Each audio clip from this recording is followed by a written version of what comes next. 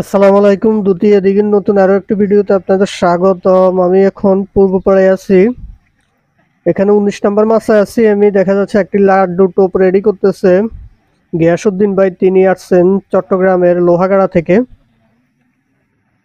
দেখা যাক তারা চট্টগ্রামের লোহাগাড়ার এই টিম কোনো মাছ তুলে দেখাতে পারে কিনা আমাদেরকে। আছি কিছুক্ষণ তাদের সাথে। তিনি খুব যত্ন নিয়ে একটি লাড্ডু টোপ রেডি করতেছেন। একটি লাড্ডু টোপে আপনারা জানেন অনেক কিছু, অনেক মেডিসিন দেওয়া লাগে, যার কারণে অনেক সময় সাপেক্ষ ব্যাপার। হয়তো পুরো প্রক্রিয়াতে দেখাতে গেলে অনেক সময় লেগে যায়, সেজন্য আমরা আংশিক দেখানোর চেষ্টা করি, কারণ ভিডিও বেশি লং করলে অনেক সময় মানুষ দেখতে চায় না। যাই হোক, তিনি লাড্ডু টোপটি এখন হিট করতেছেন। তো যারা এই দুতিয়া দিঘি সম্পর্কে জানেন না তাদেরকে বলছি, দুতিয়া দিঘিটি কুমিল্লার লালমায় অবস্থিত। যাই হোক, তিনি লাড্ডু টোপটি হিট করে দিয়েছেন গিয়াসউদ্দিন ভাই দিঘির মাঝখানে। আমরা এখন ওই দিকটা একটু হেঁটে দেখি, তারপর যদি মাছ হিট হয় তখন আপনাদেরকে দেখানোর চেষ্টা করব। আমি এখন পূর্ব পাড়ে আছি। দৃশ্যটা অনেক সুন্দরই লাগতেছে পূর্ব পাড়ে। এর মধ্যে কিন্তু একটি মাছ হিট হয়ে গেছে। গিয়াসউদ্দিন ভাই একটি মাছ হিট করে ফেলেছেন। লোহাগাড়ার গিয়াসউদ্দিন ভাই চট্টগ্রামের। দেখা যাক, তিনি ধীরে ধীরে মাছটিকে কিনারের দিকে আনার চেষ্টা করছেন।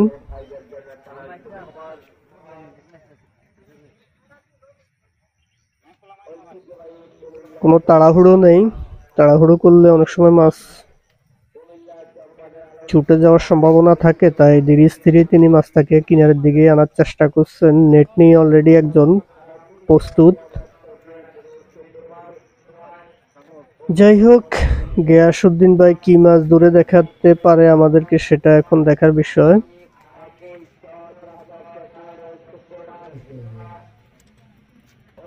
আসছে মাছটা ধীরে ধীরে কিনারের দিকে আসছে, হয়তো খুব বেশি সময় লাগবে না, দেখা যাক।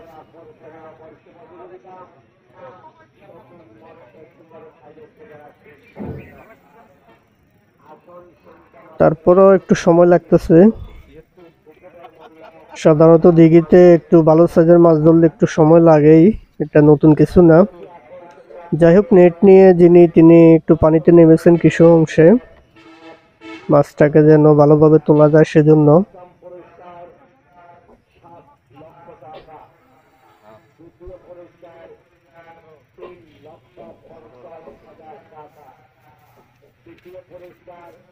আর একটু সময় নিচ্ছে মাছটা, দেখা যাচ্ছে। নেটে যিনি আছে তিনি একটা ছিপ তুলে ধরেছেন, যাতে এই বড়শির সাথে মাছটা আটকে না যায়, কারণ 2-3টা বড়শি যদি সাথে আটকে যায় বা পেঁচিয়ে যায় তখন কিন্তু সমস্যা হয়ে যায় মাছ খুলতে। একজনকে দেখা যাচ্ছে ভিডিও করতে খুব কাছ থেকে।